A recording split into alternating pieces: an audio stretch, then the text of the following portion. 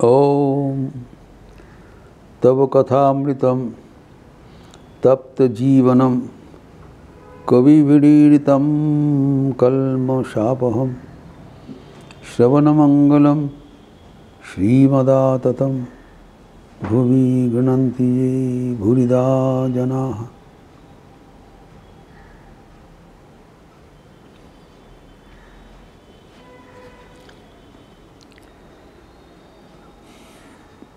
कैसे जीवन में चिरस्थायी आनंद, शांति एवं तृप्ति मिलना संभव, उसी का चर्चा हो रहा था।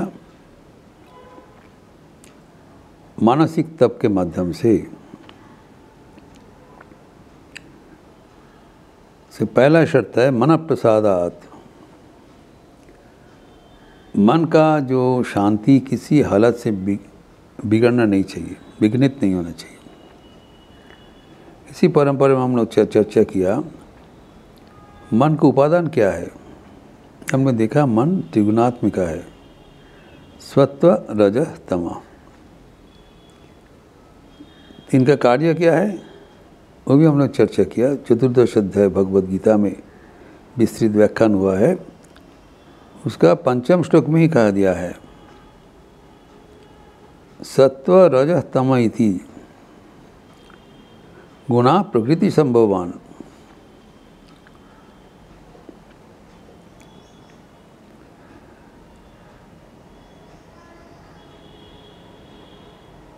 और निबध्नन्ति महाबाहो देहि देहिनम अव्ययम,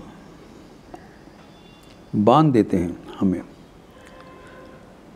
देही जो है शरीर के भीतर रहने वाला जो हमारा आत्मा है वो चिरमुक्त है, चिरस्वाधीन है, अव्यय है, अक्षय है, सच्चिदानंद स्वरूप है।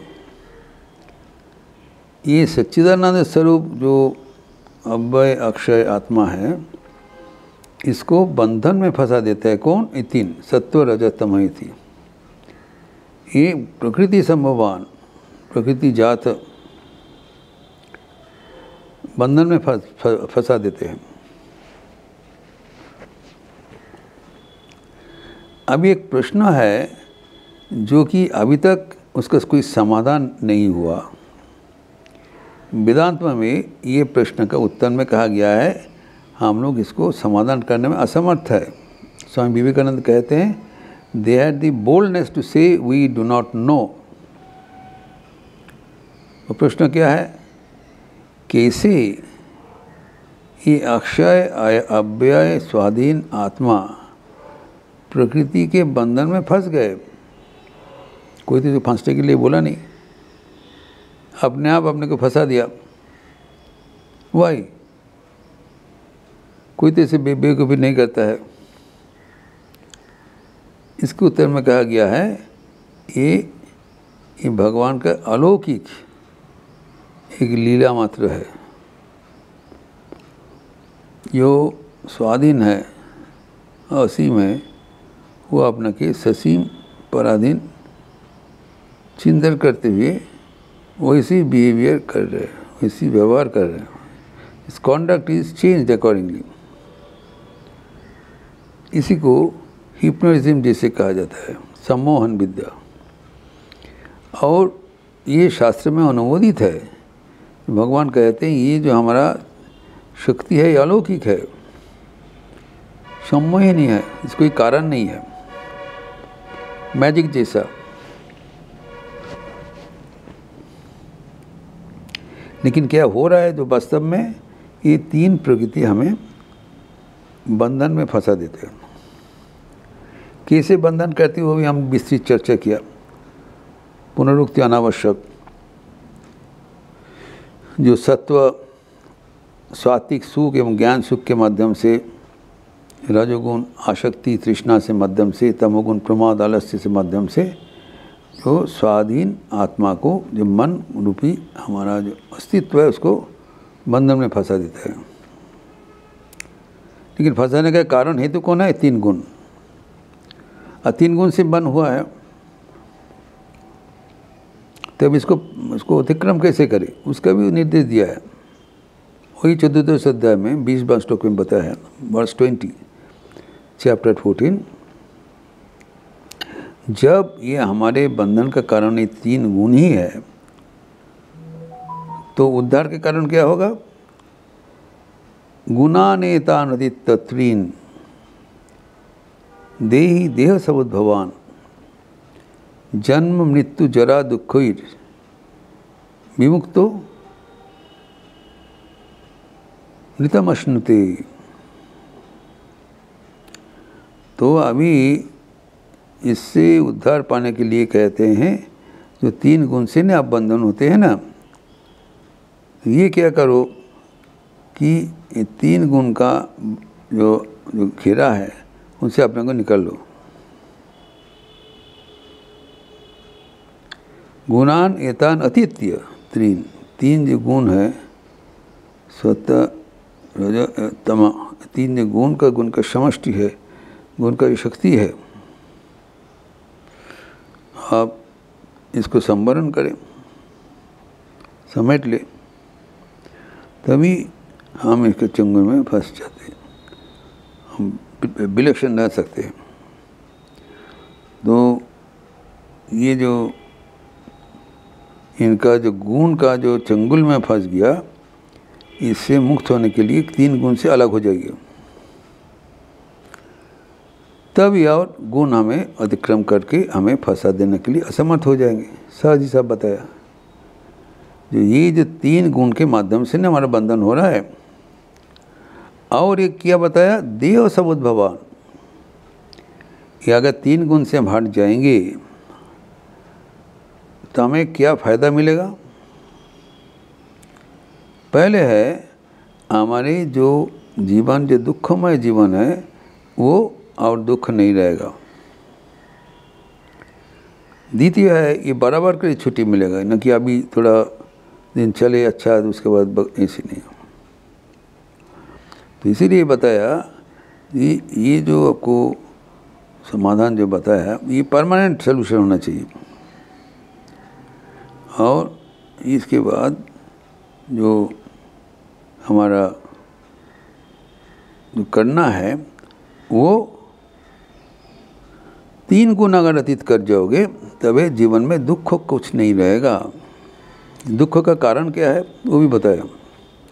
जीवन में 4 प्रकार का दुख है, जन्म मृत्यु जरा व्याधि, क्योंकि भगवान बुद्ध का दर्शन हुआ था। एक व्यक्ति मृतक है, सब रो रहा है, एक व्यक्ति जराग्रस्त है, किसी हालत से चल रहा है, एक व्यक्ति रोगी है, वो भी बीमारी में है।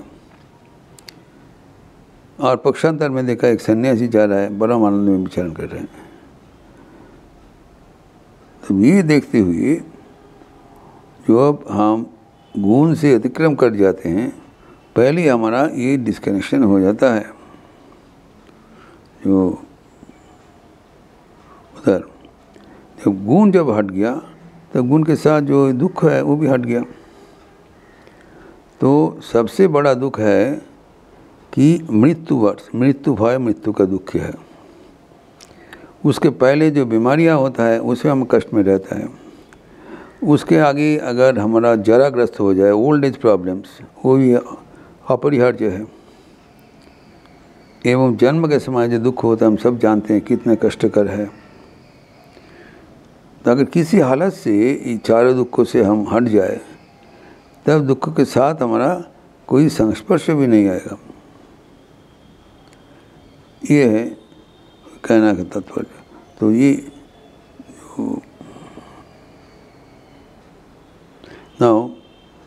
जो गुण का जो चमेट से हम हटेंगे, 3 गुण का अतीत होना पड़ेगा। 3 गुण के कारण ही हमारा बंधन हो रहा है। अगर ये 3 गुण से हम विलक्षण हो जाते हैं तब ये गुण के वजह से हमारा शरीर धारण हो रहा है। जन्म ये बताया देह समुद्भवान, अर्थात ये जो हमारा शरीर हुआ है इसके कारण ये 3 गुण है। हम तो मुक्त है, स्वाधीन है। हम बारंबार जन्म क्यों लेते हैं? कारण एक गुण हमें फंसा देते हैं। गुण मतलब इसमें रजोगुण है। रजोगुण क्या है? वासना। हमारा कोई वासना नहीं था, ये रजोगुण हमें हमारे साथ वासना का जोड़ दिया। तो वासना पूर्ण करने के लिए इस जन्म मिला है। इस जन्म में जो वासना पूर्ण नहीं होगा फिर अगले जन्म मिलेगा, फिर उसमें पूर्ण नहीं होने से और अगले जन्म में मिलेगा, और भी कुछ वासना जोड़ेंगे एड इन्फिनिटम। तो हमारा जो मन का भीतर जो गुण है वही हमें भगा रहे हैं, इसलिए परेशानियाँ कोई शेष नहीं। फिर आगे जन्म लेने से फिर जन्म दुख है, जन्मते समय दुख है, फिर जन्मने से वृद्धावस्था के लिए दुख है, मृत्यु दुख है। तो हम दुख के भीतर गिर जाते हैं just to satisfy fulfil our desire, जो कि मुझसे नहीं मिलेगा। जो तरीका है अपने को सुखी रखने का वो अलग तरीका है, लेकिन इतना ही काफ़ी है। ये जो शैली ने प्रदर्शन किया तो ये ऐसे करना चाहिए ताकि जिस गुण से माध्यम से हम फंसे हैं उस गुण को अतिक्रम करके हम इस बंधन को मोचन कर सकते हैं। सहज ही सब है। इसीलिए ये हमें मन को भली भांति जानना जरूरी है। एवं हमारा जन्म का कारण हमारा गुण, जब गुण ही नहीं रहेगा तब जन्म का कारण नहीं बनेगा, और जब नहीं जन्म होगा तब देह प्राप्त होगा नहीं। देह में तो जरा व्याधि अब नहीं रहेगा। देह अगर नहीं रहेगा तो मरण भय भी नहीं रहेगा, तो हम विमुक्त हो जाएगा, मुक्त हो जाएगा। लेकिन उसके लिए हमें इंश्योर करना पड़ेगा हमारा कामना वासना नील होना चाहिए। अगर कामना वासना है तो हमें जन्म ग्रहण करना पड़ेगा। अगर हमारा जितने कामना था वो शेष हो गया, फिर अगले जन्म लेने के लिए हमारा कोई मकसद नहीं है। हमारा अगले जन्म के लिए तो कोई संकल्प कौन करेगा? तो इसीलिए जब देह से आप अतीत हो जाएंगे वो मानो मुक्ति का अवस्था है, वही बताया। और मुक्ति का जो आनंद है वो अपरिसीम आनंद है। उसके बारे में भगवद गीता में कहा है, सुखम अश्नायम अक्षुद्धि, अक्षय सुख वो उपलब्ध करते हैं। तो निरंतर सुख पाने के लिए हमें गुण से विलक्षण होना चाहिए। गुण से ही हमारा सब झमेला पैदा हो रहा है। गुण से हम अगर अलग हो जाएंगे तो फिर हमारा और दोबारा जन्मने का कोई अवसर नहीं रहेगा। हम चिरकाल आनंद में रहेंगे। एवं सबसे बड़ा चीज़ है कि इस जीवन में ही जितने दिन हम जिए हुए हैं, इस जीवन में हम मुक्ति का आस्वादन प्राप्त करने के लिए तैयार रहेंगे। मरने के बाद मुक्ति पाना हमारा जीवन का लक्ष्य नहीं है। हमारा जीवन का लक्ष्य है जीते हुए मुक्ति का आस्वादन लेना, और वो संभव नहीं है कारण हम गुण से जुड़े हुए हैं। तो इस जीवन में जब हम जी रहे हैं, व्हाइल वी आर अलाइव, इस समय में अगर हम गुणों से हम अलग कर सकते हैं, तब हमारा इस जीवन में ही जीता जगता आनंद, चरम आनंद का प्राप्ति होना संभव। यही संदेश हमें शास्त्र से मिलता है। इस प्रसंग और भी आगे बढ़ाते हुए हम लोग अगले दिन चर्चा करेंगे। ओम शांति शांति शांति। हरि ओम तत्सत। श्री राम कृष्णार्पणमस्तु। अच्छे रहिए, स्वस्थ रहिए, आनंद में रहिए। नमस्कार।